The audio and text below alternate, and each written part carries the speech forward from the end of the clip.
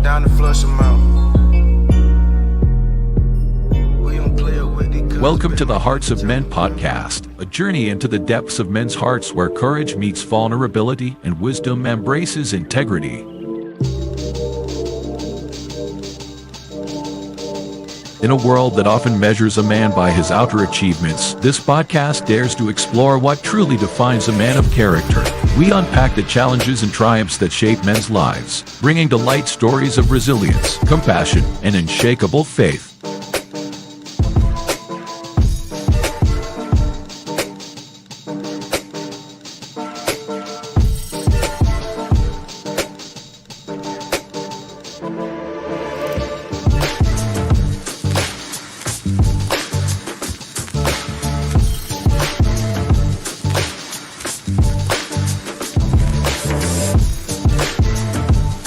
We believe that the heart of a man is a treasure trove of untold stories, powerful lessons, and profound wisdom. Through authentic dialogues and insightful discussions, we aim to unlock these treasures, one story at a time.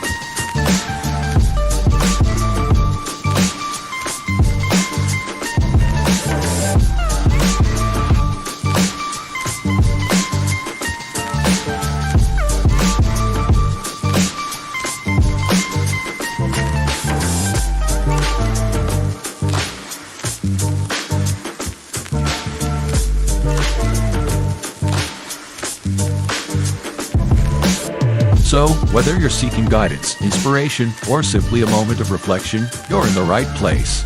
Get ready to be challenged, inspired, and transformed.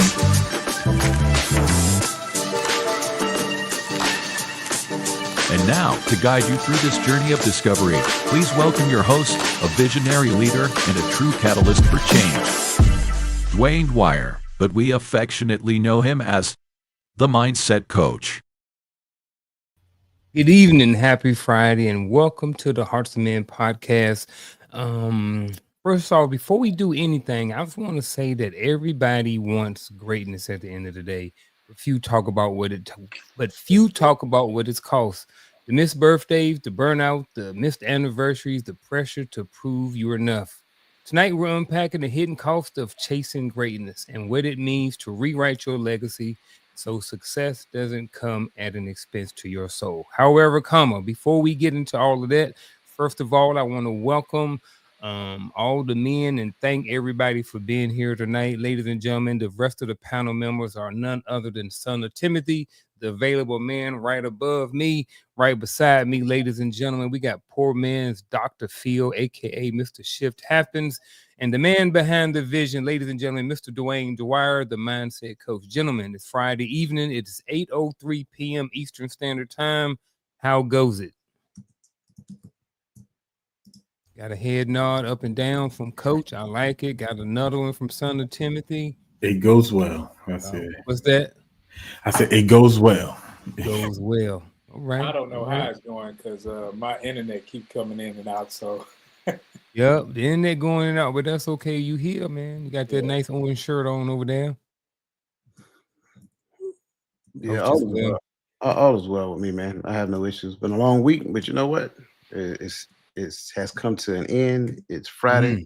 I get to enjoy a conversation with the livest panel on social media to include the livest chat and social media. So I'm good, man. Long weekend. I love it.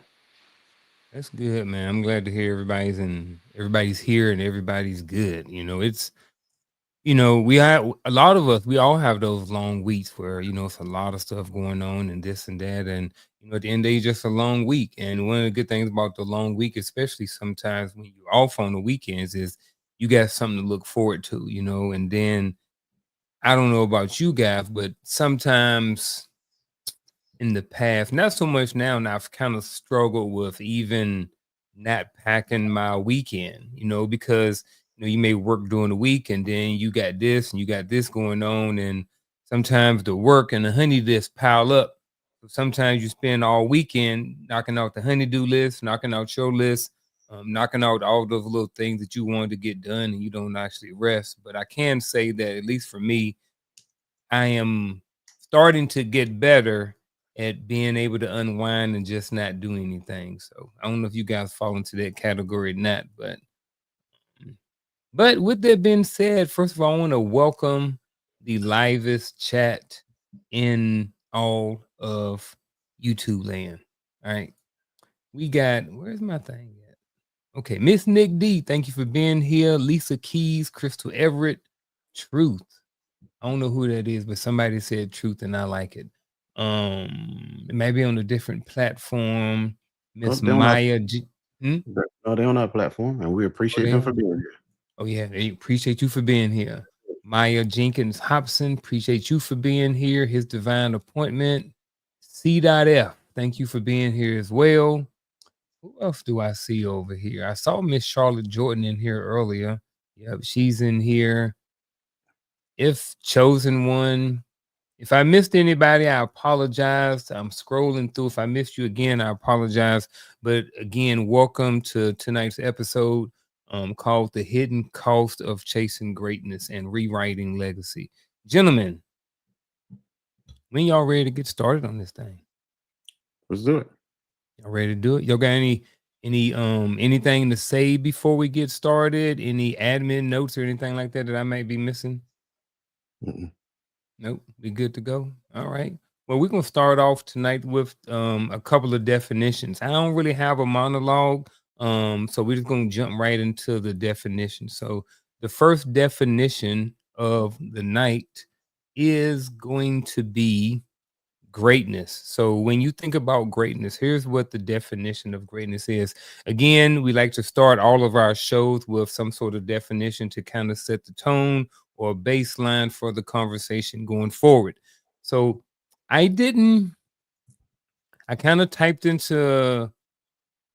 online and got these definitions. I didn't dig too deep in them because after I looked at them, I was like, maybe we can add more, or maybe we should take something away. So with that being said, the first definition of greatness, and we got 4 men up here, and you know what I mean? So, and we got a lot of people in the chat. So with that being said, definition of greatness is this: the relentless pursuit of excellence, often at a personal cost.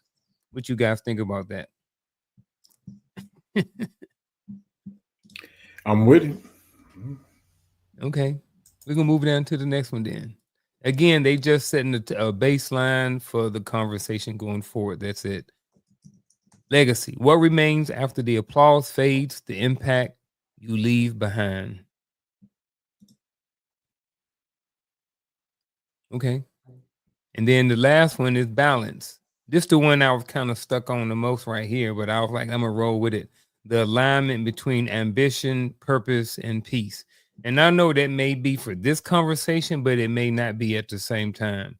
You know, I know when I look at balance, I don't look at it as equality. I just kind of look at off my train of thought, but that's okay. There's the definition right there. All right, so the first question of the night is going to be this.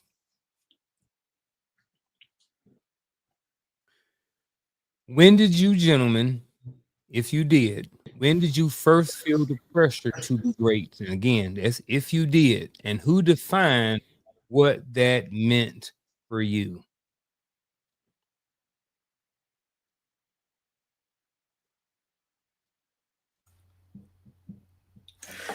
Well, I'll start with the defined part because I don't know if anybody specifically defined it for me as I could think back on it, you know, probably not. But the first time I thought I had the idea of greatness, you know, and this may sound so cheesy, but being young, it was probably like elementary, middle school, something like that during like Black History. The first time I can remember hearing people talk great about people that look like the people I lived around, you know? And so like the idea of greatness to me was being put in the textbook. You know, if you've written in the textbook, you was great. You left the impact. And that's how I thought about it, you know. And so, but you know, as I think about it, I'm looking at that legacy, you know, I guess I would tie those two together as to how I envision greatness early on. But the pressure of being great, I don't think I had a pressure of being great. I had a pressure in my mind of not ending up back where I left. because later on in my teenage years, it's like everybody know Twami going in the army. Twami going he gonna do this. He gonna do that. He gonna do this. And there was a few people who was like, I'm gonna do it too. I'm gonna do it too. When they got sent back home because they didn't make it through basic or whatever, you know, the noise start chirping. So when I left and I went back to duty, every time I thought I was gonna get in trouble, I would try to, how do I write this wrong? How do I fix it? Like it was just a pressure not to go back and not to be seen as one who failed at making it out. Well, I'll say, since you're talking about the military and getting in trouble, that's kind of where my mind went with this question. When did I first feel the pressure to be great was probably after, this was probably my first deployment to Iraq. I was E5-ish. I did 3 years. I got out for 3, and then I went back in. I got promoted to E5, got demoted, got promoted again to E4, got promoted again to E5. You know what I'm saying? All of those things. So during my first deployment, I had a couple of sergeants major. And I guess at the time, I was a little older because I got out, came back in, and then, like I said, I got promoted to E5, E4, and then E5 again. So I was one of the older E4s in and around in the company and stuff like this. And then I got promoted E5, and then around these sergeant majors and stuff like this. And they talking about, being great and, pursuing promotions and all of these different things like that. So for me at the time, they were the one who defined what greatness was. Now, that is not necessarily how I view greatness now, because I'm a little older and wiser and had a little bit more, I've had a little bit more lifing in me. But at the time, it was those dudes. And I felt that pressure because I was older than a lot of people. I had been in trouble.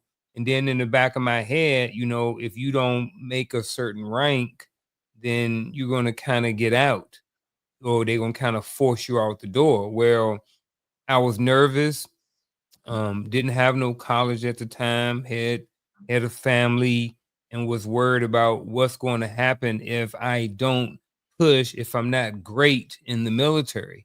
So again, those the things that kind of did it for me. And I don't know if great is the right word, but I definitely felt the pressure to succeed and to achieve higher ranks, because like I said, I'd have got in a lot of trouble and had family, had all of that stuff going on. But again, who defined what it meant for me?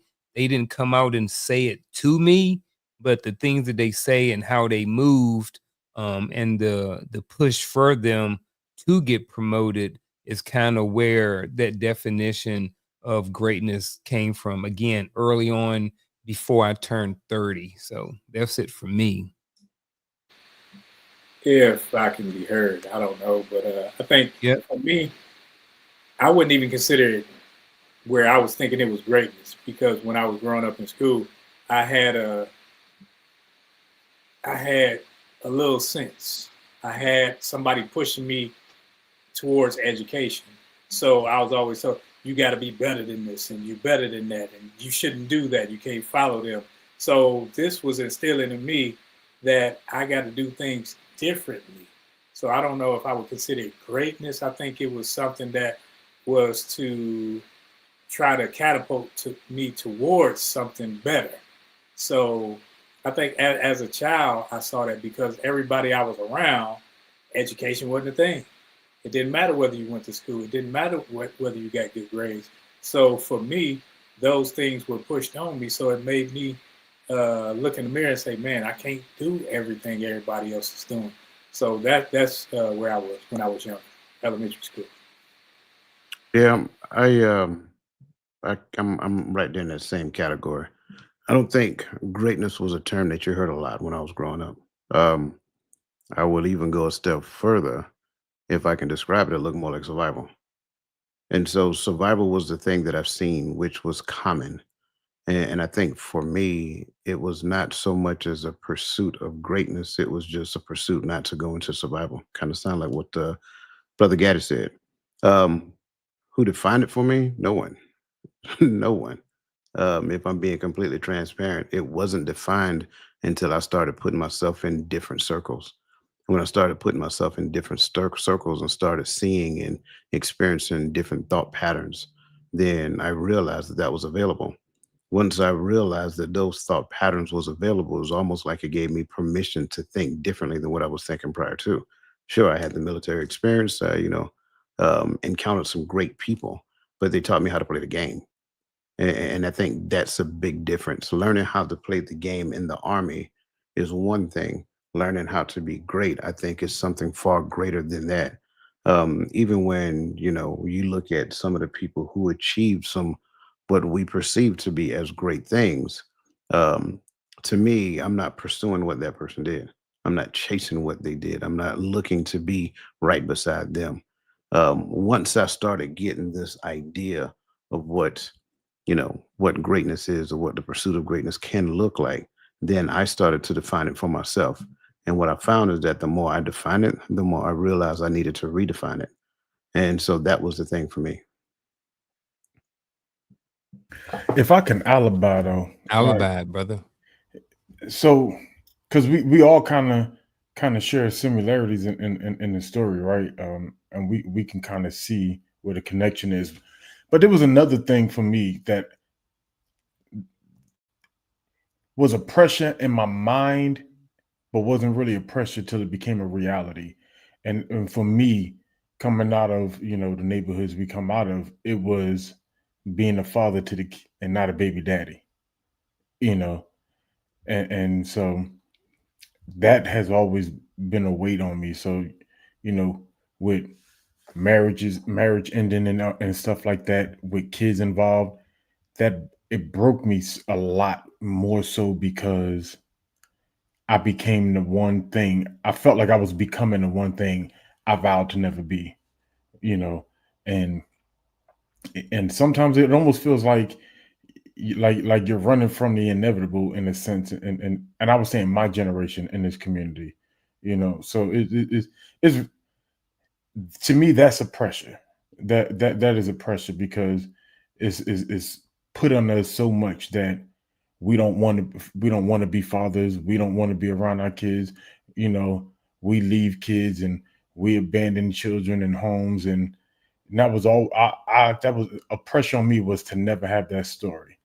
And so, if there's pressure for me, that's the pressure. So having kids that don't live in my home or don't live in my state that I can't just show up for that's a pressure for me.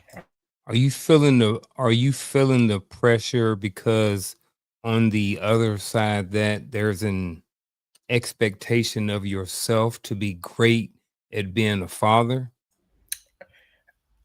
Absolutely. And also tied to not having kids with my last name that are fatherless.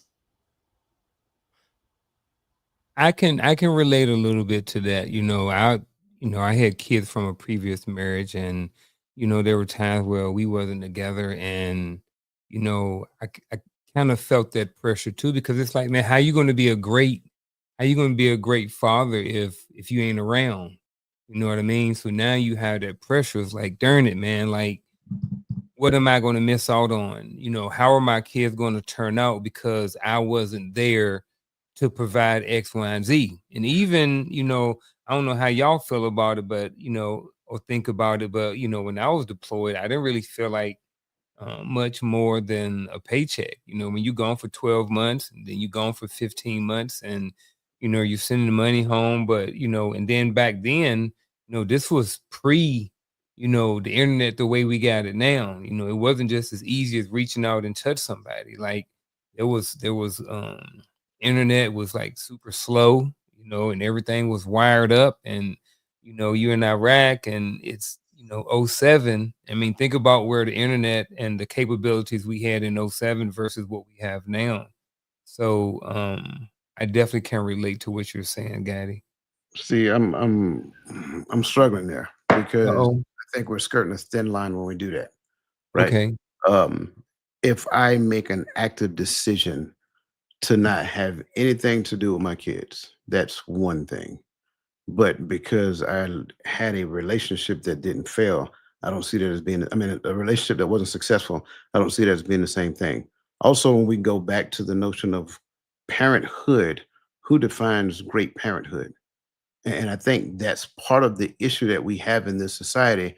We listen to a lot of outside chatter, another person's perspective, a person who doesn't look like me telling me that, oh, well, a good man or a good father will, blah, blah, blah, blah, blah. But that person doesn't even have the relevant experience to be able to define what good fatherhood look like, let alone to be able to articulate or give me any blueprint of what fatherhood looks like. So even the fathers who live in, like, I'll say it like this. I don't know any parent while they were parenting that can say they knew exactly what they were doing. Well, if you don't know exactly what you were doing, then it is very difficult for you to put the title on yourself as being great. It should be twice as difficult for you to accept the opinion of somebody else for you not being a father, let alone whether they call it good or whatever the case may be. So that's what I'm saying. I think we're skirting a very thin line as it pertains to parenthood. And I'm saying that intentionally, whether it's motherhood or fatherhood, and trying to put a title, put an adjective in the front of it, saying good, great, or bad, or whatever that looks like. And I agree. I 100% agree. And I think that's why, just somewhere, I assume this conversation is going. That's why I introduced that, because that's my struggle. And that's the thing that keeps me up at night. That I like, for me, it's like I got to deal with that internally. Because, like you said, I can't do nothing about the relationship that didn't work. And if she chose to drag them across country, I can't make that my fault and but it's still, it does have a mental hold on me, because it's like, if something happened to my girls and I can't get there, I'm taking the entire state of Georgia gonna have to come up by its roots until I figure out what's going on. Like, but I digress. I get that. I get all of that, and it makes me think a little bit more. But and I think it may even roll into the next question. Especially even going and being in Iraq and different stuff like that. Do you think that can you chase greatness without losing yourself? Or is it a sacrifice that's always required? So again, can you chase greatness without losing yourself? Or is sacrifice always required? Oh, there you know what that means. Coach rubbing his hands together. He cold. Which means He's Daddy got to warming go up. first. You go up first. I'm going before him. he ready, and whatever he ready for, I'm gonna get off the track. I think you could possibly right. You could possibly achieve it, but not chase it without sacrifice. Right. I think that and you probably can't even achieve it without sacrifice. But just in the notion of how I'm seeing this, especially through this question, I may become great without effort, because I'm just organically being what I'm designed, called, and purposed to be, right? But if I'm chasing it, there's going to be a sacrifice. I'm having a problem with the word great. I am, because of how we see it, because it's always someone else's perception. And so when we say I'm great or I'm chasing greatness, it's like I'm chasing the figment of somebody's imagination of what something is, instead of just being, hey, I'm the best me that I can be at this moment. Then tomorrow I'm gonna strive to be better, and I'm gonna strive to be better, and I'm gonna continue to do this thing to where I'm not perfect, because greatness almost has a level of perfection to it. It almost has a level of I can't mess up. And I know I'm a fallible person, so I know I'm gonna mess up. I know I'm gonna have problems. So me chasing something that's a ghost in the wind, or like trying to catch a feather in the windstorm, is it's almost setting me up for where I know I got to sacrifice to make life better. I know I'm gonna lose some relationships. I'm gonna lose some friendships, and I'm gonna have some times where I'm emotionally inept because I'm striving to be something, and I'm chasing something that's really not there. It's not even attainable, but I continue to search for it. Yeah. So very interesting question. First and foremost, there's an assumption in this question that causes it to be problematic. And that is that you know exactly who you are right now. That's the issue. And I think within the scope of losing myself, what we're really saying is that losing what I perceive myself to be in this particular moment, in this particular time. At the end of the day, you don't have to chase greatness. I'll say it again. You don't have to chase greatness. That's one of the beautiful aspects of this conversation. Because if you really understand who you were created to be, then it's not you chasing something, it's you opening yourself up so that something can be revealed to the world. So, will you lose yourself? Absolutely. You're going to lose who you know yourself to be today for the sake of who you're supposed to be tomorrow. I think that's one of the biggest concerns and the biggest issues. Like we like to say in this present day, in this present time, I know who I am. Sure. But if we change the parameters of your current situation, I bet you a new person will be revealed to the world. And that's the key. You're learning who you are consistently every step of the way. And what ends up happening is that as you are refined, as you go through the tests that are presented to you incrementally throughout time, now a new version of you is revealed to the world. And that version of you operates at a higher capacity than the one that you currently like the one that you're currently familiar with.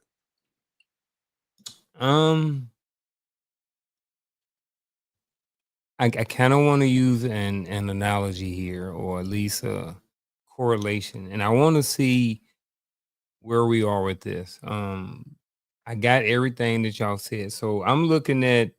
I definitely understand, and some of y'all talked about is other people's perception of greatness, right? So let's take Michael Jordan right here, right? As he was chasing greatness to be the GOAT, greatest of all times in a lot of people's mind, a lot of people's opinion. And kind of maybe to Coach's point, I don't know, but I'm thinking it's like he really wasn't losing himself. He was just becoming better versions of himself on his way to chase greatness. I don't know. And then is it sacrifice always required? I think if depend on what the sacrifice is. You know what I'm saying? So maybe there were some sacrifice in his rearing of his kids. I don't know. But I don't know. I'm kind of all over the place with this. I see a bunch of different perspectives over here. I definitely see the part about, not necessarily losing yourself, but as you are going and you're, where I was 5 years ago, I'm in a better place right now. And the person that I lost or whatever was just older versions of myself. I've evolved, I've gotten better on this path to greatness or just becoming a better version of myself. But I don't necessarily think that sacrifice is always required. I think if we look at it from like a Michael Jordan or somebody like that, those people we look at and say greatness, they always talk about where I sacrificed my family, I sacrificed my time, I got up at 4 a.m. and went to the gym. All of these things that they talked about sacrifice along the way. But I think, maybe to Coach's point is that, when you know who you are and you're kind of striving to be a better person, maybe the older version of yourself is kind of what gets kind of thrown by the wayside as you're on this trajectory in life. And again, I don't necessarily know if there's automatically sacrifice is required. If anything that is lost along the way, I don't look at it as a sacrifice. I didn't really need those things anyway. I don't smoke no more. I don't drink no more. I don't watch this or that on TV or whatever like that. Whatever these things may be, I think those are all things that are sacrificed or lost along the way while you trying to be a very better version of yourself. And I don't know if I made the water more cloudy or not, but anybody have any thoughts on any of that? But I thought you was asking a question, or you're just making a statement for us to respond to. Probably making a statement more than anything. Probably making more of a statement. Okay. I'll go first on this one. Mm. Listening to everything that you just said, I mean, you gave the example of Michael Jordan. It's clear to see their sacrifices, right? Long hours in the gym, time away from the family, things of that nature. It's not just the time spent away from the people that didn't know, love, and care about, but it's also the wear and tear that it takes on their body. Look at who they are in their older age, and look at some of the deformities that they actually have. Look at Mm. look at Deion Sanders. Things of that nature. That was the price that he had to pay in order to achieve that level of greatness. So I think in some aspect, regardless of how big or how small it is, it's going to require sacrifice. Even when you mentioned, I don't drink no more, I don't smoke no more, you had to give those things up, right? Mm-hmm. You giving those things up, that's a sacrifice. That's the very definition of a sacrifice. You had to relinquish. It's like you're giving up something of a lesser value for something of the greater value in the future. That is the very definition of sacrifice. So at the end of the day, it's not that, and I'll go back to the Michael Jordans, the Deion Sanders, and so forth and so on, people who fall in that category. It's not that they're saying their families are of a lesser value. It's the lifestyle that they were living at that particular point in time that was the lesser value. And in order to change that, they made a decision to sacrifice a lot of time while everybody else was out smoking and joking and having fun and all that other great stuff, right? Going to college during that particular point in time, there was no such thing as NIL. So they had to forego, being paid, because a lot of people go to college to get a job. Well, back then you couldn't have a job that paid you more than X amount of dollars, or you would actually be disqualified from playing for that year. So it's like all of those things were sacrificial to follow the path that they knew ultimately would get them. But it was hard work that they had to do. Look at a student athlete having a GPA that is passing, and you can't be on a team if you don't have a passing GPA. So having a GPA that's passing and still doing 2-a-day practices, going to the gym and all that other great stuff so that you can actually be competitive on the field. Well, that's that arena. Let's change the dynamics to the average Joe. The average Joe works a 9 to 5, taking time away from their family so that they can keep the lights on, put food on the table, all those other great and wonderful things. And I will add a little bit of this to the mix if you want. The people that we just got finished talking about, the Michael Jordans, the Deion Sanders, those are the ones who get the recognition from the children of the ones who work the 9 to 5 and actually keep the lights on, keep the food on the table, and all those great and wonderful things. You don't think that's a sacrifice? It's a lot of sacrifice in it. And the last point I make, losing yourself, yes, you must. Because if I stay stuck in the current space of who I know myself to be, and I have a fixed mindset on who I think I am, then I do not have the opportunity to open my mind up so that I can become the person that he is showing me that I'm supposed to be moving forward. Yeah, I'm with that. Because I do believe now. I feel like the Michael Jordan thing was unfair because everything that we would say in response is speculation, right? But in the sport of speculation, I look at you. He finally retired in 2003, gets a divorce in 2006. He didn't know that woman for them 16, 17 years. Well, actually, you go further because he played baseball, and then he was the team GM. Then played again. So that's what 18, 19 years. He didn't know that woman.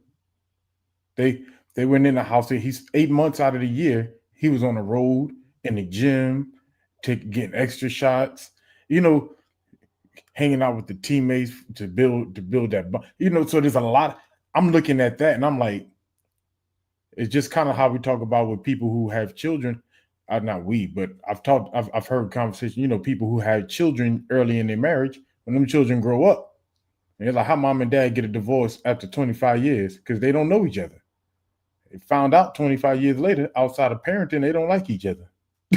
They don't get it because their marriage was defined by that. Their marriage was defined by she ran everything and he went on the road. And so now when you home and this is what you do, so I'm looking at that. So that's still is that not a sacrifice? That's just the way I'm looking at it. So I think that if we're going, especially when you say the word chase, there's an obsession that comes with the concept of chasing, and it creates tunnel vision in a sense. Like you talking about a man who talked about the fact that he became obsessed the moment he didn't make the high school basketball team. We like to say he got cut, he didn't make it, right?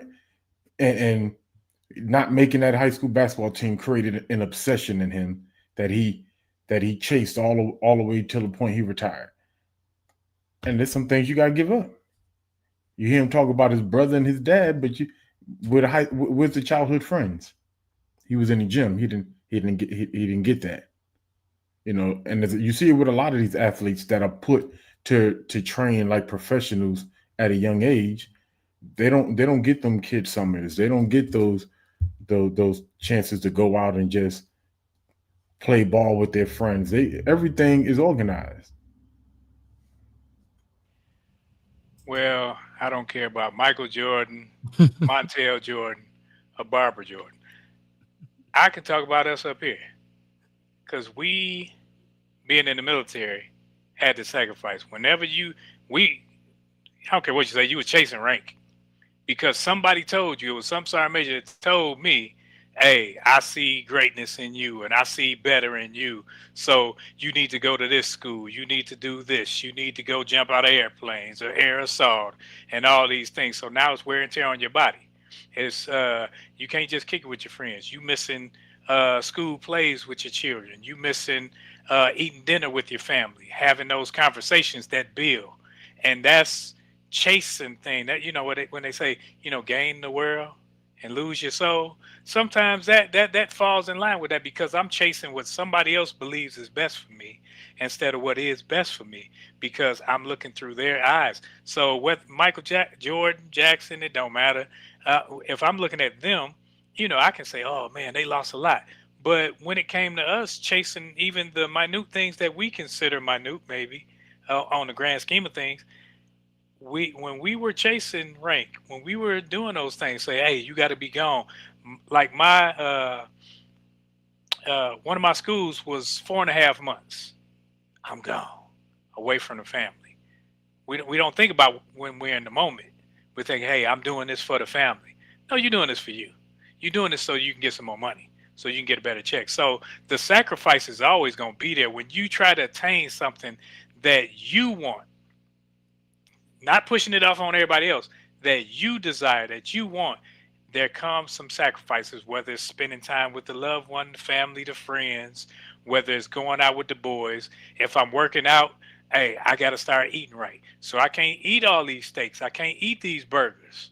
I can't eat these things. I got to sacrifice. I got to let some things go. And with any type of advancement, there will be sacrifice. Sacrifice can be good or bad. They said Barbara Quarter Straight, Barbara Jordan in the chat. They going crazy over Barb. I don't know Barbara Jordan.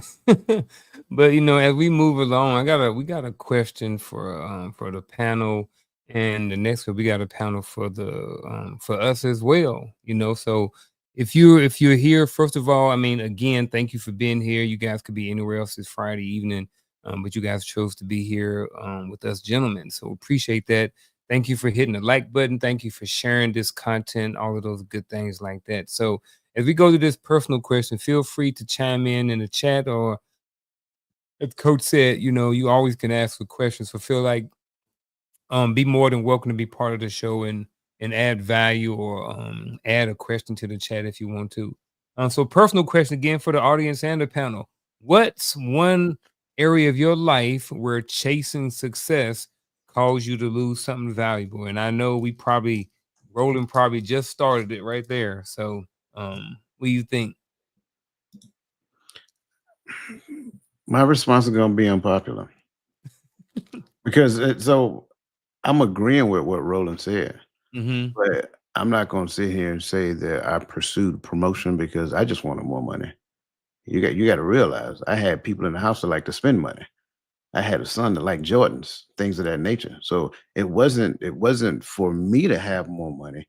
It was for me to say no less. I'll say it that way. It's not like I did not say no, but it was for me to say no less. It's a disheartening thing for a man to have to tell your kids or your spouse no because you can't afford it. It's another thing to tell them no because it's a principle. That's two different things. I prefer the principle approach as opposed to the I can't afford it approach. So when I looked at promotion, so forth and so on, it was me trying to get promoted so that my family can, right? My son played whatever sport that his mama wanted to put him in at that particular point in time. And he played sports ever since he was knee high to a duck. That's real young folk. Some of y'all young folk out there, real young, knee high to a duck. So when you look at what's one area of your life where chasing success caused you to lose something valuable, I can't say that I have a thing to where it caused me to lose something valuable, because even in the midst of losing a thing, it was value based upon my perception of what value was at that particular point in time. As I got older, I realized that it actually was probably better for me to where I lost this thing here, because I never lose the thing. I never lost the thing that was attached to it. And I'll be completely transparent. I think it was at this age, at this state in my life, I think it was a good thing that unfortunately I ended up getting the divorce. And I said it that way intentionally. It was a good thing that unfortunately I ended up getting the divorce, because at the end of the day, I didn't lose my kids. I just don't see them every day. But my kids are all grown. So at the end of the day, they all have the ability to pick up the phone and call. They all have the ability to text, and vice versa. So it's not like I lost them. I just did not have the ability back then to see them every day. And it felt like a loss.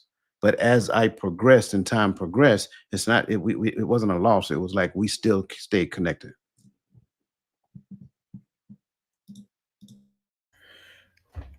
I would say that, gotta be careful how I say it, but the pursuit of righteousness, I'll say it that way. And I know we got a lot of cliches that go with that or against that, whatever. That's fine. But for me, whenever I saw that the Most High showed me something, and he said that this was, and I see that this is not righteous or it's not according to the word, I take the conscious effort to try to cut it off. But in cutting off things that have become cultural norms to people, or cultural norms even to religious people, what have you, lost a lot of people. Some of them people were the mother of my children, right? Because they don't want to pursue that. They want to stay in the norm and the status quo, and that's cool. But this is what was shown to me.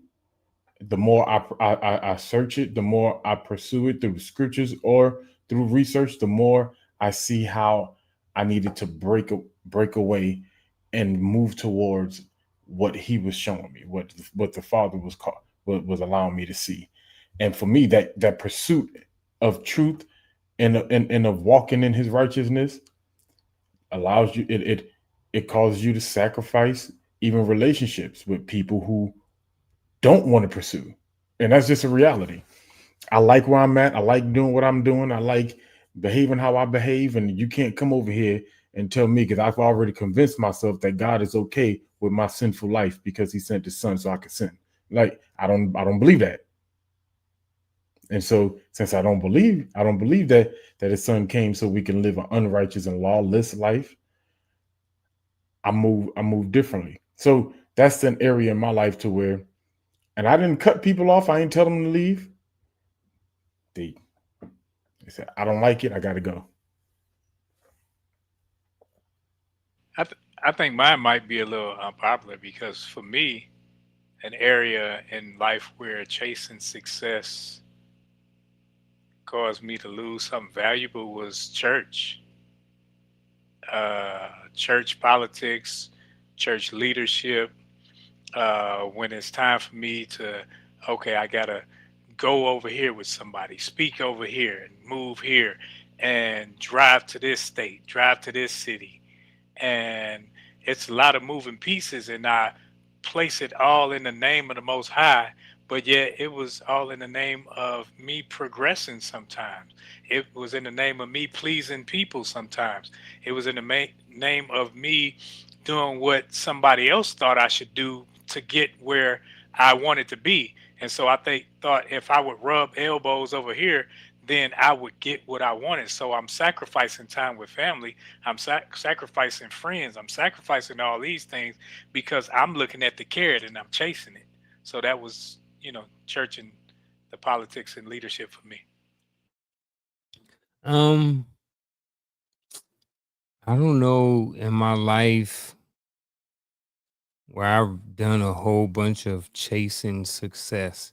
I would say for me, for a long time, I was just on the hamster wheel. I was chasing promotions, but I wasn't at the same time. I wanted to get promoted, so out of fear of not getting put out of the military, but it wasn't necessarily I was chasing the success. I was chasing the rank so I could provide, so I could stay in longer till I got to a point where I could decide on my own whether or not I stayed in or not, because you don't make a certain rank by a certain time, you're behind got to go, and when you've been in a lot of trouble, you don't know if you're ever going to get that, that silver bullet or that magic statement to say, hey, you know what, your time is up, brother, because of some things that you may have done in the past. So with that being said, I don't know if I've ever really lost anything of value. And then if I kind of look at how things have been since I've been out of the military, everything that I've chased as far as success, I don't know if it's really, I don't know. I don't think I've lost anything of value. The things that were supposed to go by the wayside went by the wayside. Um, I have a pretty supportive tight group. So how I move, the people don't drop off because of the relationship that we have. So if I'm chasing, I don't know, if I'm chasing to, last year I did the marathon. So that was something that I was chasing, part of success, but I didn't lose anything of value. You know what I mean? I lost some sleep. Yeah, sleep when I'm dead. I lost some meals and some certain things like that. But, I don't think I've really lost anything of value, over the last X amount of years because of what I'm chasing. It's not, I guess, what someone else's definition of what success is. It's what I choose and what I think of being success. And those things that I've kind of chased, they haven't cost me anything. And I think not of anything of value. At least that's what I'm thinking of right now. So maybe if I think a little bit deeper, maybe I'll come up with something. But right now, that's kind of where I'm at. If y'all don't have anything to that, I do want to get to a couple of questions that we had. All right, so the first question kind of goes back to where we was at before, and this is from Miss Verlene McCoy. So Miss Verlene McCoy, thank you for being here this afternoon, this evening, and thank you as well for this question. So what if your goal was not greatness, but just being the best you have, the best you can be to yourself? So gentlemen, anybody, what do you think about this? I'll read it again. What if your goal was not greatness, but just being the best that you can be of yourself? I think this kind of goes back to what I said previously. Like for me, again, when growing up, all I seen was struggle. It was just initially for me not to struggle, right? When you look at the environment, you see people working in this particular job, whatever. So a few college professors over here, whatever that looked like, a few school teachers. It was like, hey, I want to be good at something. Didn't really know what that was. So it wasn't, to her point, it wasn't so much as a focus on greatness because that didn't show up until a focal point until later. But it was just me not wanting to struggle. It was just me not wanting to live in survival and then recreate what I seen somebody else doing when I was younger. Not that they did it bad, not that they did it wrong. That's not a bridge for me. It's just that what I had in my head for my life.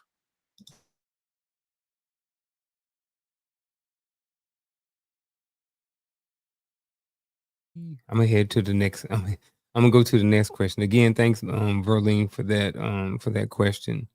The next question was by CF. So CF, appreciate you for being here. Thank you for the question. This may be more. I don't remember who. I know I brought up the Jordan piece, but so how can MJ be balanced as he was great on the court, but not great with this marriage? This may be more so to what Gaddy, maybe more so towards Gaddy. Yeah, and that was kind of my point, because I think the original point, I think because Uncle was looking at Jordan a little bit more balanced, as if, that's saying that he didn't personally see the sacrifice. But that was the point I was making, was there had to be a sacrifice. The balance, a balance may exist, but when we use a word like greatness, when you're in pursuit of that, this something is always going to take a loss. Whether it's sleep, whether it's food, whether it's your smoking or drinking, whether it's your home life, something's going to take a loss so you can chase something, if you're going to chase. But even if you're not chasing, I think Roland made that point too. Like, with elevation comes a sacrifice. You may not have chased promotion, but when you got promoted, you definitely had to give up more time, because you had to start building counselings, being a part of meetings, get to PT early so you could be a part of the NCO meeting before PT and collect per stats. The first time return that in as one, so they can turn it in y'all before we do PT, right? So with that, even with that elevation, there came the sacrifice. So May I? Yes, you may. Look at Mr. Fulton. Oh, you know who it is. yeah, I know who that is. He wasn't supposed to be balanced. I think that's one of the biggest misconceptions that we have.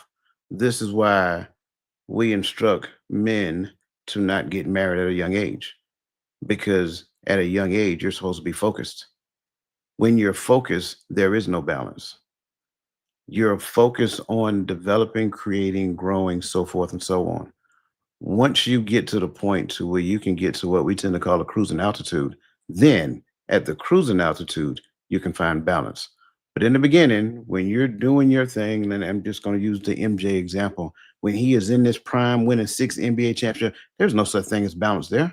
It is impossible for there to be balance. And if she was expecting balance, then, I mean, that's, lunacy. I'm just going to be honest with you.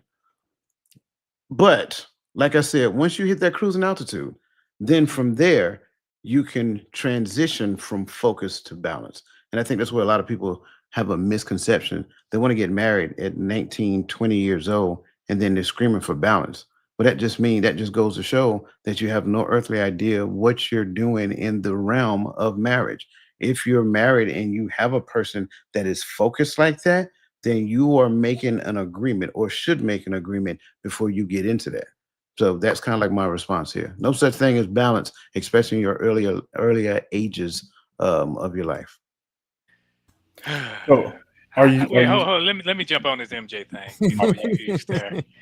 Let me jump on this. I think everybody looks at Juanita, his former wife, the first former wife, and we don't know the whole of the relationship. So we assume all of the wrong that made it not work was Mike. And I think that's an assumption that, you can say, well, Mike was this and Mike was out all the time. But we don't know what Juanita was doing. We don't know what was going on through her mind. And as Coach said, they were both young when they got married. Two young people with her expectations of what he is and his expectations of what he is. And when he's striving to be the best at his craft, she may have, all I can do is assume, have been looking like, man, everything is passing me by. I don't care if I got this restaurant in Chicago.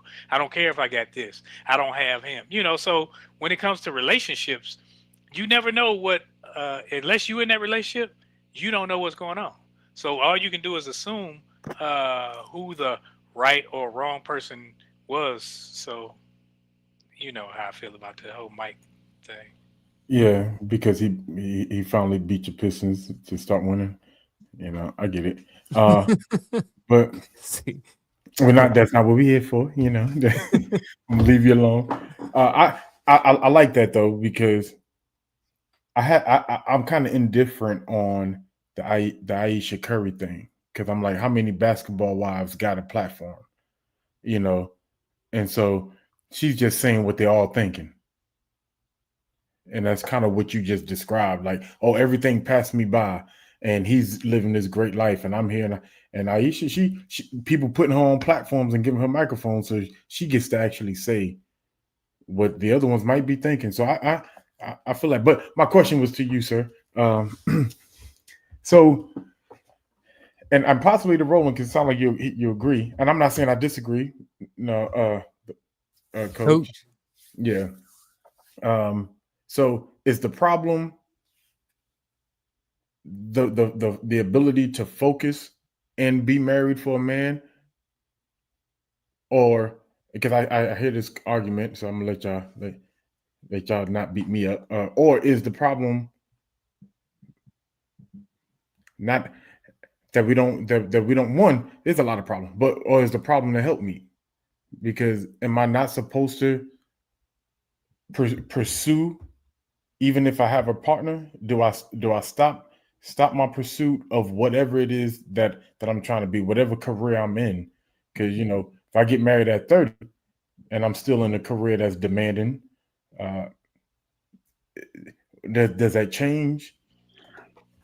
So, number one, I never defined the problem. That's for starters. That's how I'm asking. Right. So what I said is that for young men, they need to focus first, right? That way they can build. And then when they build, now you are at a place to where you can be that person that can receive, right? So you receive your bride. Now she has stable footing, stable ground. She is not in the struggle up here. So now at this stage, you have more of an opportunity for balance, to where here what you're going to have is exactly what you were just talking about, getting on somebody's platform saying, oh, well, you know, he got this, all this, where's my legacy and all kind of, and I don't know, I don't follow them. I have no idea what she's saying. I'm just going based on what you're saying. So I don't think I think the problem is that there's a misconception about what this whole marriage thing should be and what timelines look like for that, to where you got a lot of people say, well, if you like it, then you better put a ring on it. Like, be quiet and stop talking. You know what I'm saying? Like, you have a contract marriage. Everybody knows that.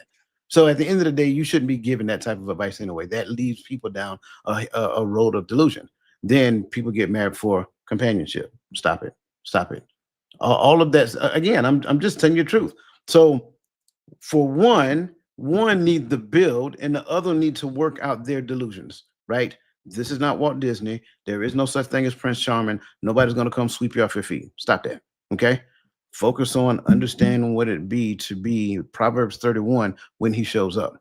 Then work on doing that so that when he shows up, he cannot stop looking at you. That's totally different.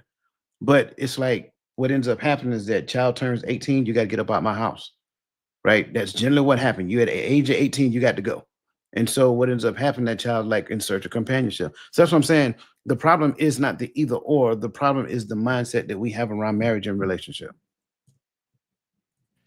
And to your question, Gaddy, I think that we spend too much time trying to enforce and reinforce biblical principles into a worldly dynamic. So it's like, hold up, how you gonna push this off on this dude? And this dude ain't no more godly than the man on the moon. So it's like, come on now, like you saying this is how you should live, this is how you should treat her, this is how you should, and nothing else in his life speaks to that. So it's like, who's delirious, him or you? He's where he should be, on Fool's Hill, and you're trying to push him on another hill. I like all of that. I like Gaddy's question. I like when Coach talked about Proverbs 31. I think even before we get there, you know, he says, he who finds a wife. Sometimes when we're young, we don't know what a wife is, right? And sometimes we don't learn that until we're on number 2 or number 3 or whatever that may be. So some of it is we didn't pick, or we didn't choose a wife. We chose, or maybe we chose what we thought a wife was at the time. If I think we chose a wife and the wife was and is what she is, I think even if we go back to that, the relationship can stand. The relationship, the Iraq, the 15 months, the 18 years in the league, all of that stuff. If he chose well, anybody chose well, they chose the wife. The wife was the Proverbs 31. Everybody operated in their role. Then I think that, I don't know. I guess what I'm saying is some of the onus is on us as choosing as well. We choose wrong. We can't expect for right to happen sometimes if we choose wrong. And that's not a hit on anybody. It just goes back to sometime we were young. I had my first child at 19 and got married at 20. I am nowhere near the same man I was when I chose my first wife at 18, 19, 20 years old. You know?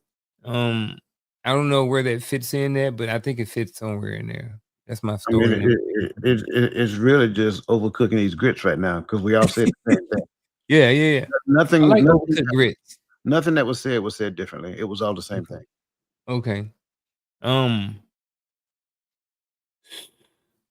Yeesh, we had an hour already. We only like 3 questions in. I'm gonna do this question, right? And then we're gonna do some would you rather real quick. And this is what's the emotional toll of constantly striving to be more, if there is any? Burnout.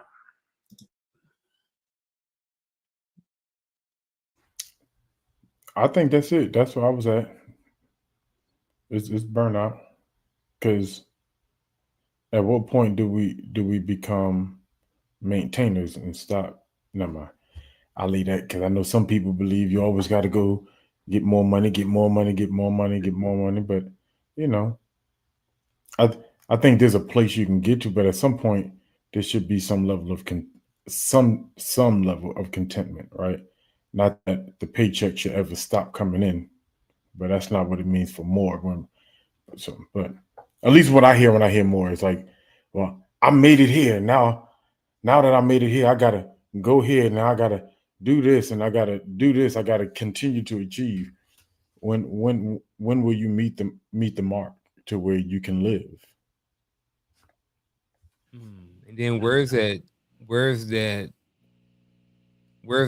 pressure coming from to want to keep thriving? Is that internal or is it external? And I think that's important too. You get addicted to it, man. That's what it is. You get addicted to it. That's why, like that word constantly down there, that word constantly, it means something.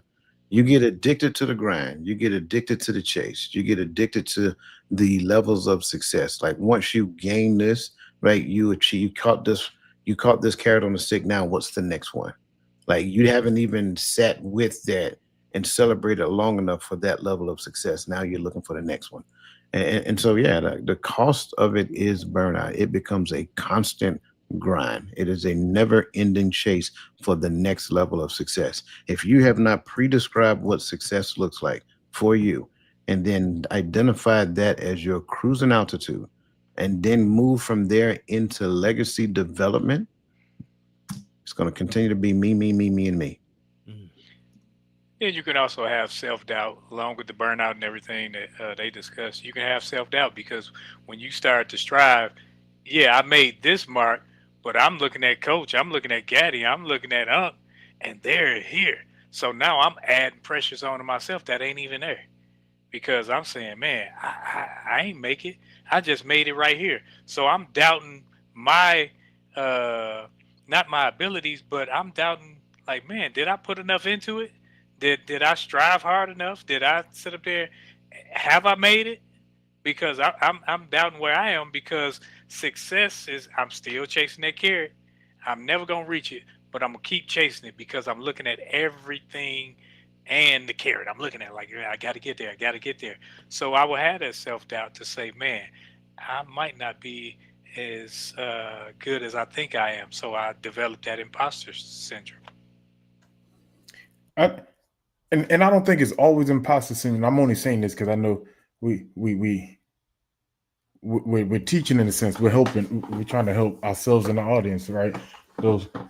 But sometimes I think it's the pursuit of looking for what you thought the initial success was supposed to look like. It never looks like what you dreamt of. It never looks like what you dreamt of. Oh, if I make this much money, and then you're going to change it to a new tax bracket. So you ain't going to be able to do what you thought you could do with that money. Right? So now you're pursuing more money so you could do, and then you change it to another tax bracket. Like, understand, sometimes the problem is you think it has to look like this. This is what I dreamt, this is what I picture, and I'm pursuing that dream. And I think, and pursuing dreams can be dangerous. It can be dangerous because sometimes everything that I've ever made it, I'm like, man, I started making this much. Man, I got this. Man, I was able to do this. Yeah, I remember leaving New York and I was like, man, I'm about to buy my first car. Yeah, and car insurance and gas and tires every time you hit a pothole in Columbia, South Carolina, because there's one on every corner, right? Like, I'm being honest though. So yeah, I'm glad I got this car, but now I got 10 times less money. So now I need to make more money so I can afford to keep maintaining the car. And then when I make that money, nope, I need a new car because now I make this money. I can't be driving this old 1999. It's never going to look like what you want it to look like. Yeah. CF, Coach, what's that? I got you. Coach said, he said, what verse is that in Proverbs 31? I'm gonna say the whole thing. The whole chapter. Whole chapter. Appreciate you again for that comment, CF. And the reason and the reason why I say the whole chapter, because one of the first things you're gonna realize, that's a conversation from a mother to her son. Hallelujah. Thank you for pointing that out. Maya Jenkins Hobson, thank you for this. Well, I feel there isn't any or many conversations before the choosing of what they need to be looking for and who they need to be. I agree. I think we definitely need to have more conversations just like that in general. So again, thank you for that comment. And then Stephen Kyle, thank you for this too. Yeah, met my wife at 18, Fort Hood. First time Brown said it was young Thundercat. Give time and understanding. 3 kids later, 2 deployments, and 20 years later, here we are. But you don't know what you know. We have been through hell and back, but understand the good outweighs the bad. Stay in the fight, stay in your lane, and take care of yourself first. Faith in God first. Definitely appreciate all of those comments and stuff like that everybody said. Much, much, much appreciated. We got some more for you guys. We're going to slide down to the Would You Rather segment. This is where we're going to go through all of us, and we're going to ask some questions about what would you rather do. So the first question is this. Would you rather be great at work or great at home? Home. Definitely home. I think that's probably unanimous up here. Would you rather leave this world successful or leave this world fulfilled? And I guess those would depend on what your definitions of success and or fulfilled is. Right. I think that's why I got twisted up with that and one. only you know those definitions of what success looks like for you and what fulfillment looks like for you. Whatever gets me well done, enter in. Yeah. I can argue and say that they're one and the same, but yeah, I'm on that one. Can you be fulfilled without being successful? Can you be successful and not be fulfilled? Guess you got to. I guess maybe that's what it comes down to. Yeah, I see them as the same. Okay. I think we all got different pursuits, so success is self-identified, and so my fulfillment. The fact that I've become fulfilled in whatever that is, I think that means that I've achieved personal success. Okay. Would you rather fail publicly or succeed privately? Private. I don't know. Private. I ain't worried about the public. Depends on who's watching. I don't care who watch. Yeah, I don't care which answer I choose. Because if I fail publicly, I'm going to learn. If I succeed privately, I learned. So either way, I learned, which means I'm winning. So I don't really care which one, to be honest with you. Would you rather have your name remembered or your impact felt? Impact felt. Impact all day. Would you rather grind nonstop or rest with purpose? I think Gaddy had something to say, man. Oh, yeah, some more. Okay, yeah, let's go back to it. Would you rather have your name remembered or your impact felt? Gaddy said, I want my name in the books, bro. Man, put them in the books. Nah. No, what's the proverb? It's not 18. 18 is just one of my favorite. But it says a good name is better than riches. And I think it's the same thing. So when I hear a name remembered, I'm thinking about the impact. Just because, and when you go searching, a lot of times when you see even the Father talks about, remembering his name, it's his name, but his reputation that goes along with the name. So that is the impact. I get what you're saying, but here's why I chose impact over name. Because at the end of the day, impact means I served you. If you remember my name, that's a byproduct of it. Touche. I can do that. That's why I wanted to go back to you, because I knew what you was going to say. Because that was it. But again, that's what you said in the beginning. I remember that. I get what Gaddy's saying, then I fall back on what Coach was saying too. Yeah, definitely get that. Would you rather grind nonstop or rest with purpose? Rest with purpose. Yeah, rest with purpose. Yeah.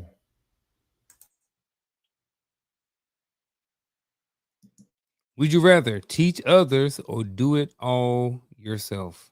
Teach. Train. Teach and train. Would you rather have fans or have family? Wait a minute. Hey, where your mind at, huh? If y'all paying attention. What just happened? You're on the wrong chat. Would you rather have fans or have family? That kind of remind me of you talking about them carpet burns on Tuesday. Definitely. But see, I'm gonna say family. I'm gonna go with family on this one. Definitely have family. Yeah. I like that one. All right, last one. Is grind culture? No, this ain't that was the last one. Appreciate y'all for that. Next question is grind culture inspiring or destructive to men, specifically men's mental health? Is grind culture inspiring or destructive to men's mental health? Sure. He says sure.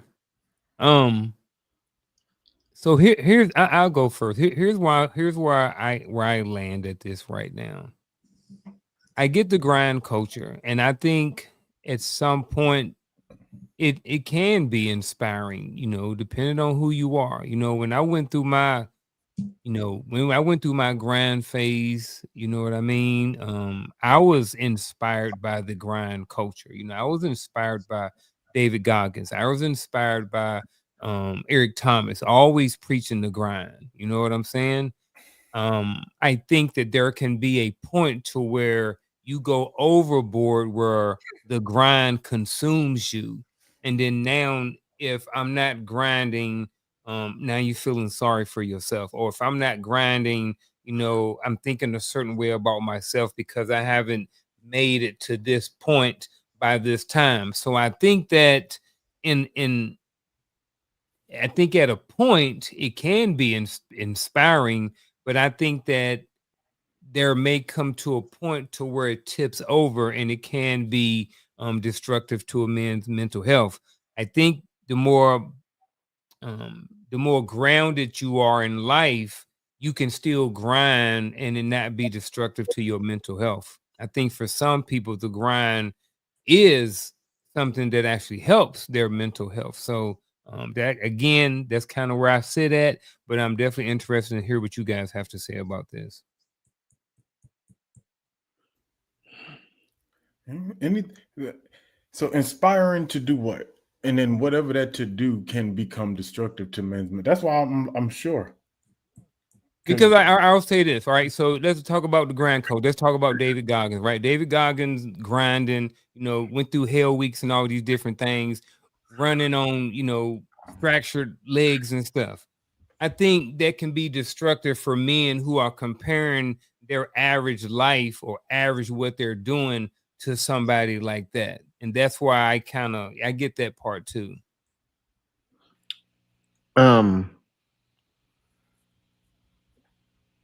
I think the grind culture, if I may, is inspiring for younger people who may or may not have a sense of direction, but it can be motivating to them. I'm cautious to use the word inspiring because inspiring is more long term. So I think it gives them temporary motivation to kind of imagine themselves doing what somebody else is doing outside of what they're currently experiencing. But then when you start doing that, you automatically start comparing. You start comparing yourself to where you are, from where you are to where someone else is. And I want to do just like you talked about David Goggins doing all this and doing all that. I promise you, and I don't mean no disrespect when I say it, there's absolutely nothing about David Goggins that motivates or inspires me. But that's the me thing, because I have no desire to put my body through all of that just to say I did it. Now, he did. Awesome. Congratulations. I think that was an awesome thing that he did, to go from 3 different branches of service and be able to not only try out, but become a part of some of the elite teams on those different branches of service. I didn't even have the desire to do that in the Army. You talking about jumping out of an airplane? No, I'm not doing it. I take my time getting out of bed. So stuff like that does not even motivate me. You understand what I'm saying? So I think when we look at this, we have to first understand the difference between inspiration and motivation. Motivation is more temporary. It's like the sugar rush that you get when you eat something, take something to go work out. Like, that's your initial sugar rush, but that's going to fade fast because there is no internal flame that it ignites. So can it be destructive to a person's mental health? Yes, because it never taps into the thing that inspires them. I think when it comes down to inspiration is different from person to person to person, because what inspires me isn't supposed to inspire you. That's the thing that helps us to move forward into the thing that we're supposed to be doing. But I think when we look at grind culture just takes it and throw it in a big old pot and stir it up like a bucket of gumbo and say, just get on the grind. Just go, go, go, go, go. If you sleep at 5 o'clock in the morning, you ain't doing nothing. I'm 5 a.m. I'm out here getting it in. Where you at? I'm asleep. Not really. I'm not, but I got my face in the book. But I'm just saying, that's what grind culture does. There's a lot of comparison that happens within the scope of that. Yeah, I think it's kind of misguided, because I think before you can start your grind per se, you should know your purpose. Because when you know your purpose, you should know where to put your discipline. So when you're grinding, it's not just like that pot of gumbo that Coach was just talking about. Because if I'm grinding because you say I should be up at 3 o'clock in the morning running, what running got to do with me trying to do what my purpose is in? Has nothing. So you should, when you find your purpose, then grind in that, discipline yourself in that, develop those things where you are, not where someone wants you to be. Because sometimes the culture says you got to be doing this and you got to be doing this, and if you're not doing that, then you're not doing it right, and that means I'm not doing it right to your benefit and my detriment. So instead of looking at somebody else's culture and saying what I should be doing, let me sit back and find myself and see what I'm supposed to be doing, and then I'll find me. Yeah, and I think so. Can we take?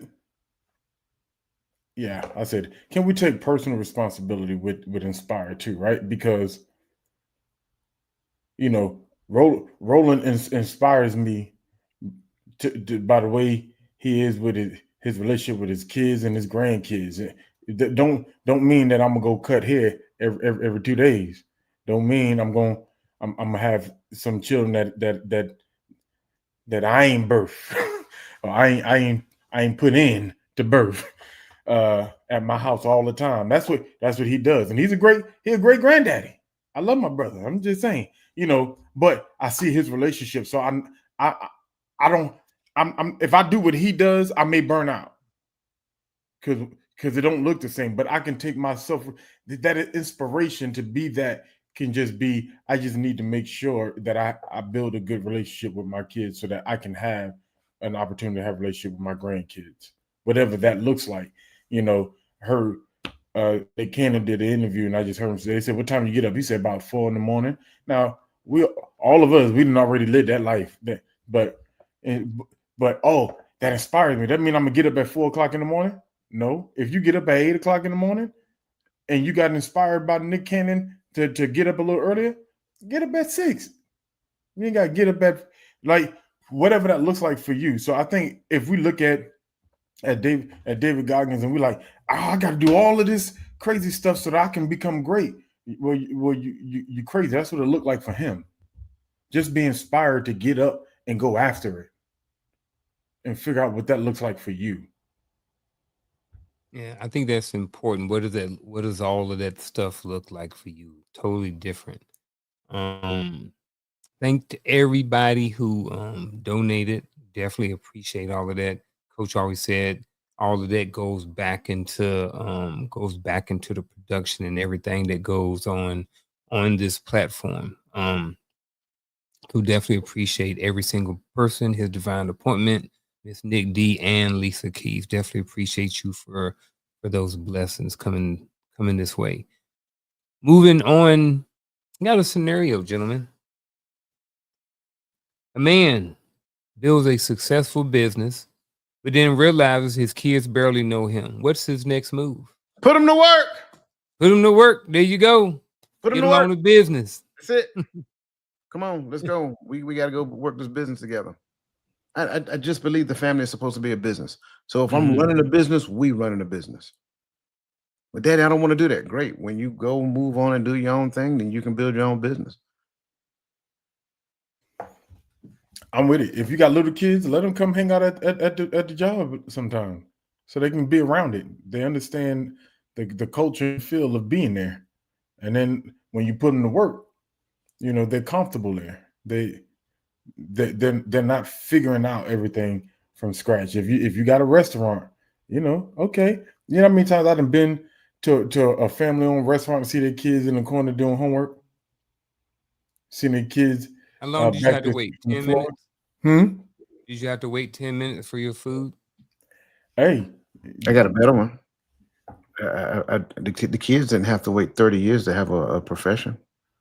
The kids didn't have to wait 15, 20 years after graduation to get out of debt. Legacy is established through that. You mean that's called parenting? Oh, yeah, that is what that's called. Huh? Man. You mean the next move ain't to plan a vacation and take everybody out for ice cream? I mean, if that's what people want to keep doing. But I mean, the Bible says that a good man leaves an inheritance for his children's children. What if they're working in their inheritance? I mean, it's going to be theirs anyway. Look at other coaches, man. Pay attention. Man. Right. I agree. I like that. Let's move to fact or myth. Myth. All right, we ain't got too many of these. All right, we got a couple of them. Fact or myth, gentlemen. Greatness always requires sacrifice. Greatness always requires sacrifice. Fact.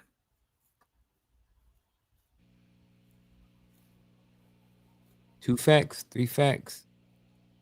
Fact or myth. Men who rest are labeled lazy. I mean, if we say are labeled, society believe that? Mm-hmm. I mean, sure, I think that's what society believes. But does that necessarily mean that that person is lazy? That means that they probably worked hard the first half of their life, and now they are, being a little less assertive in the things that they're doing. I don't think that's them calling them. I don't think that's them lazy.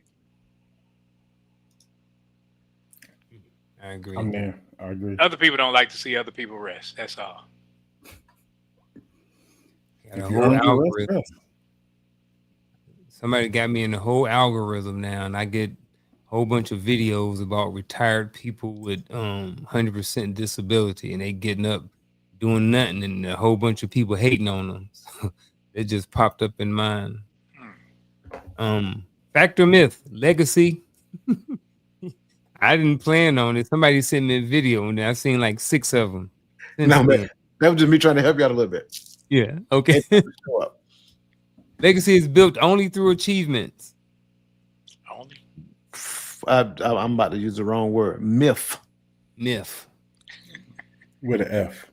with an F.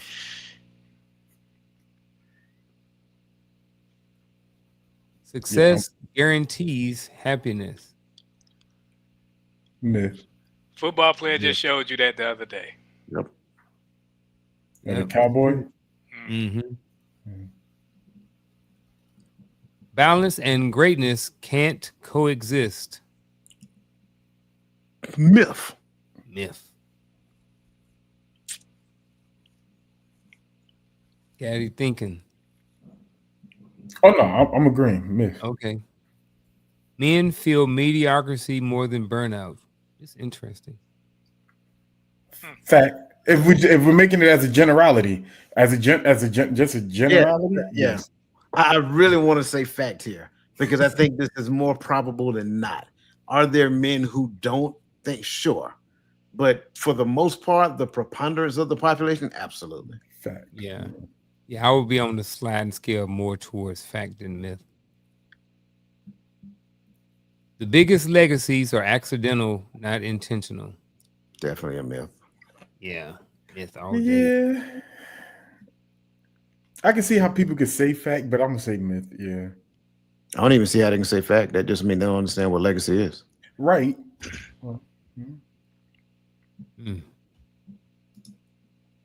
Purpose shift once you've achieved what you've chased. Purpose shift once you achieve what you chased. No. Definitely myth. I don't even false. Yeah. Yes. Because the purpose stays the same. Once you, I mean, yeah. You could also have shifts mid, depending on what you're doing. I think this falls for those people who are addicted, as Coach put it, that are addicted to chasing success. I've achieved this. Now I got to go do this. I look at people like look at Jay-Z. I'm not saying he falls in that category, but became one of the highest selling rappers of all time. Now I gotta go open up or became the CEO of Def Jam. Now I gotta go open up a champagne and getting the champagne. I need something else to chase so I can be great at it. But see, even in that, I don't think that's purpose. I think those are goals. Yeah, I don't think purpose and goals is the same thing. Yeah.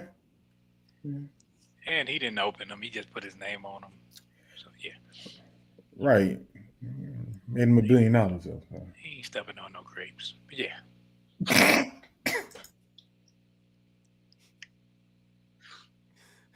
All right. Last one, folks. Last question of the night, and then we're going to get into our final thoughts. Again, go ahead and hit that like button if you hadn't already. Share this. And again, go back and watch Tuesday's video if you want to know about the carpet burns. With that being said, ladies and gentlemen, if today was your last day, what's one thing you want people to remember you for? They can be your kids, your family, the chat, whoever they may be. What's one thing you'd want people to remember you for?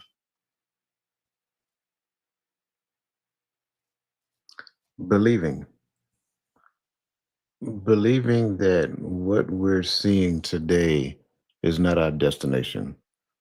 Believing that all of the anxiety that everybody is feeling in the midst of all the things that are happening right now, that in my heart, I believed without any question, regardless of what was seen, I believed in what the Most High said. And I believed that we could actually unite, come together, and push towards that. I don't believe that everybody will want to do it, but I believe that there's enough of us who believe enough that can actually stop looking at what mainstream is talking about and stop talking about it and focus on what he said and push in that direction. And if we could do that, then knowing that we could actually achieve something great together. So if I wanted anybody to remember anything from me about me, if today was my last day, I wanted them to know that I believed in a future that is pre-scripted but unimaginable.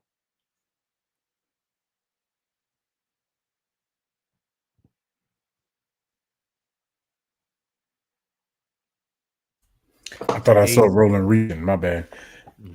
Uh, I think it's yeah. I mean, simple for me is, you know, and I'm not saying that I'm there yet. So, Father, keep me around just a couple more seconds so I can get there. And which is that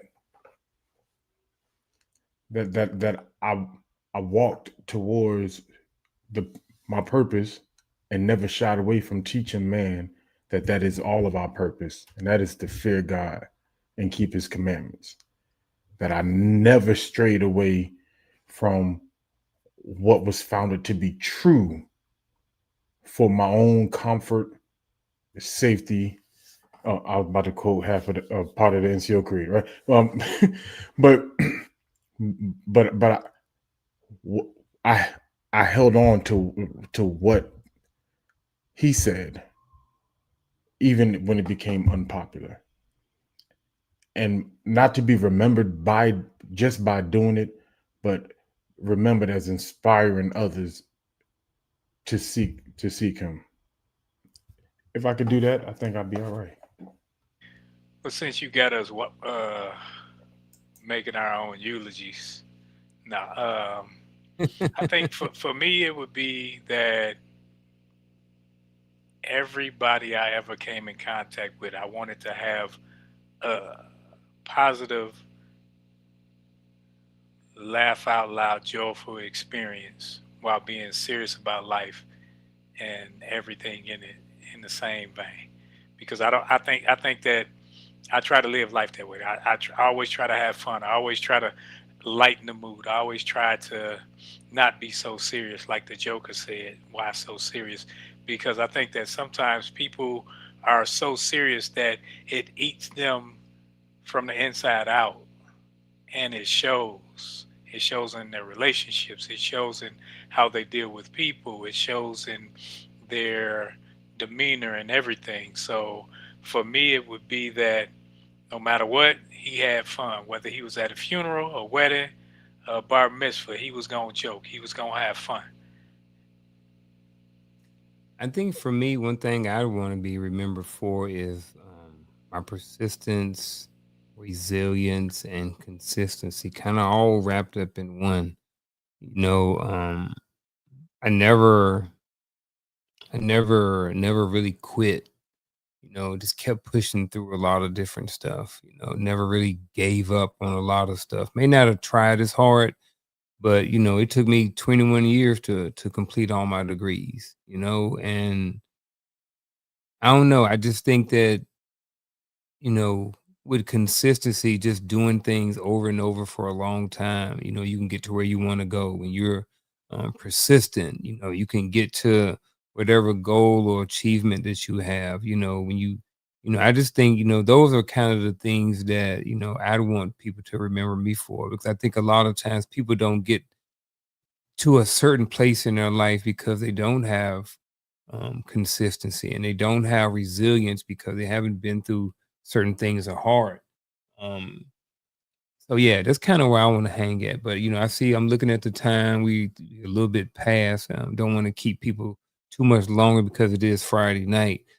With that being said, we are about to go around and do our final thoughts.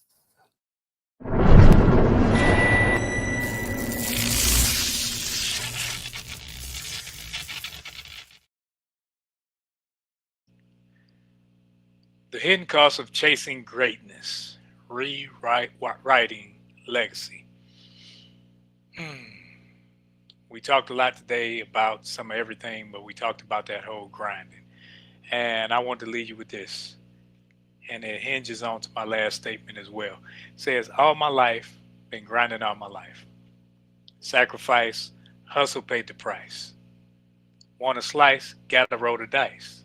That's why all my life, I've been grinding all my life. That's Nipsey. He grinded all his life. He has a legacy. You can have a legacy.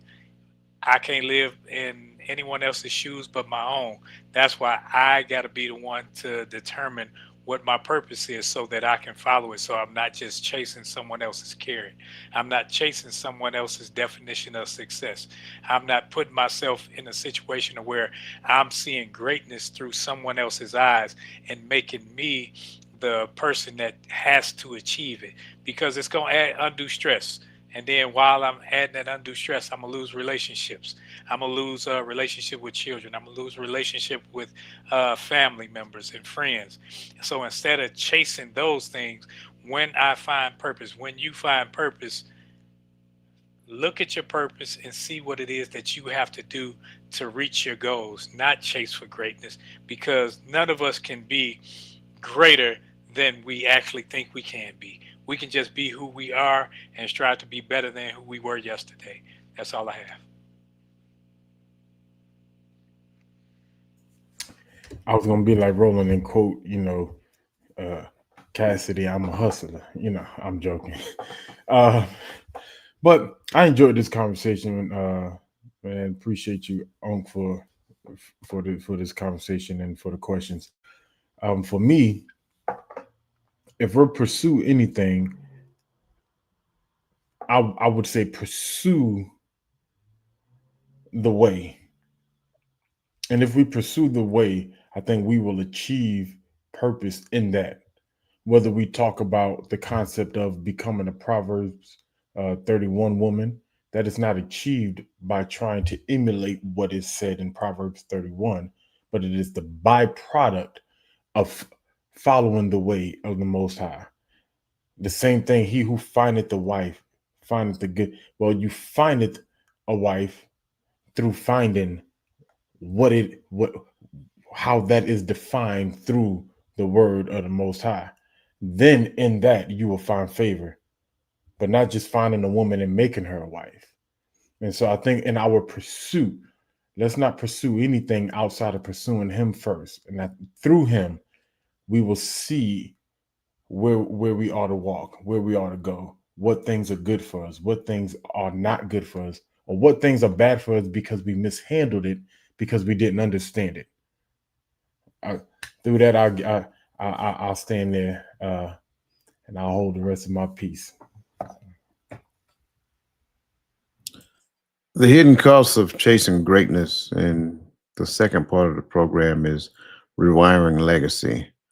I want to start with the hidden costs of chasing greatness. A lot of times when we're chasing greatness, it's all about me. So I'm chasing greatness. I want to do this. I want to do that.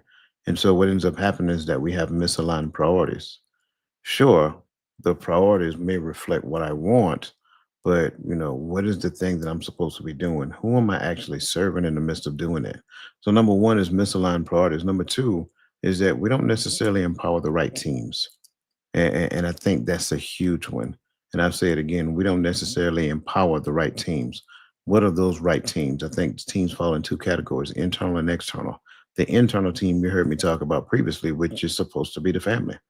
The external teams are supposed to be the external legs of the family, the people who are closest to the family, whether it's your best friends, what are other family members that actually serve as sounding boards to your family, right? Those are external legs. And I think number three itself is failing to develop a plan that builds, develops, and encourages. Everything you just heard Brother Gaddy talk about, I agree wholeheartedly, but that's supposed to be a part of your legacy plan.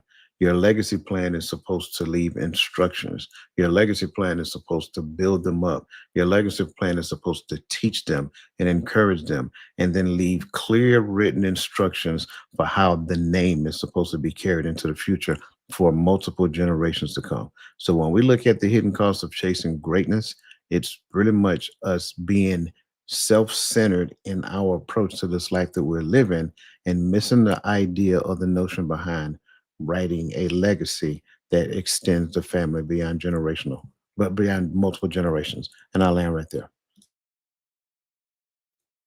All great closing statements for tonight. I want to just be very brief. What I was thinking about while you guys were talking and then looking at this title, The Hidden Cost of Chasing Greatness, was about something that I learned not too long ago over here on this. It was either here or either Coach's Corner. And, my mind was blown because Coach had talked about something. I can't even think of it right now. And I got it on my notes somewhere across my desk, but I'm looking at the word impact. Yes, it's, the hidden cost of chasing greatness and stuff like that. Whatever it is that you're chasing, whatever your goal is, whatever you want your legacy to be, what impact is that going to have on, whoever those people are once you are no longer here? And that's something that, it's kind of where I want to sit, is that, I think the impact that you have is very important to the people around you, your families, whoever that may be, whoever you decide, those people are. I don't know. It just, I can't help not think about the word impact when I'm looking at the hidden costs of chasing greatness and rewriting legacy. What is the impact that you're going to have on the future generations, on your kids? Wise man leaves inheritance for his children's children or his grandkids. What impact are you going to leave here for your grandkids? So again, that's my final thought for this evening, ladies and gentlemen. We definitely appreciate everybody who was here this afternoon, this evening, tonight, whatever time it is, wherever you are. Definitely appreciate it. These brothers were spitting hot fire tonight. We had some laughs, we had some jokes, and we enjoyed ourselves. We enjoyed all of the comments, the questions, and everything that has been said in the chat. Everybody, I'm looking at all these different platforms. Been a lot of people here tonight. Definitely appreciate you for staying here with us tonight. Gentlemen, what else, if anything, do you guys have before we shut this thing down for this evening? Admin notes, anything? Yeah, we have nothing more. Just Bible study Tuesday, Sunday morning at start at 9:30, and then of course we got TikTok live on Sunday at 11:30, and that is hosted by myself. I think we're gonna have some fun with that one, so please join us. Absolutely. And with that being said, happy Veterans Day to all you gentlemen. That is in a couple of days. That's on Tuesday. I know it's some people in the chat who are veterans as well. So if you are a veteran, shout out to you, and go get some free food on Tuesday. Ladies and gentlemen, I ain't got nothing else. And with that being said, we will see you guys on Sunday. And then we'll see you again on Tuesday for an episode of Coach's Corner. We are out.